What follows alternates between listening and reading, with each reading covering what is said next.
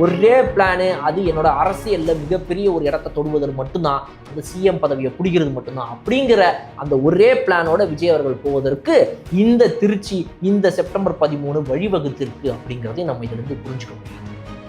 10வது விஷயம் என்ன? கனவு உலகம். அதாவது என்னன்னா, இந்த 10வது விஷயம் தான் முக்கியமான விஷயம். நம்ம சொன்ன இது எல்லாத்தையும் புரிஞ்சுக்காம, இந்த 9 விஷயங்களை புரிஞ்சுக்காம, என்னையா இது ஏதோ ஒரு கூட்டம் சேர்ந்துச்சு, இதுக்கு போய் இவங்க என்னமோ பெண்கள் கூட்டம், இது அது கூட்டணி வரும், இந்த கட்சியோடைய ஒரு கோர் ஸ்ட்ரென்த் அதிகரிச்சிடும், எல்லாருக்கும் நம்பிக்கை வந்துடும், என்ன இந்த ஒரே ஒரு இதுக்கு இவ்வளவு பேசுறாங்களே அப்படின்னு யாராவது இதெல்லாம் புரிஞ்சுக்காம விஜயை இன்னுமே குறைவா மதிப்பிட்டு, இன்னுமே இந்த தாவேக கட்சியை குறைவா மதிப்பிட்டு, இவங்கனால எதுவுமே பண்ண முடியாது, இதெல்லாம் சும்மா ஒரு நாள் கூட்டம் எல்லாம் ஓட்டா மாறுமான்னு இன்னும் அந்த பழைய கதையவே பேசிக்கிட்டு தங்களை தாங்களே ஏமாத்திருந்தாங்கன்னா 2 விஷயம் தான். அப்படி பேசுறவங்க எல்லாருமே என்ன பண்ணுவாங்கன்னா 2 காரணம் தான் இருக்கும் அதுக்கு.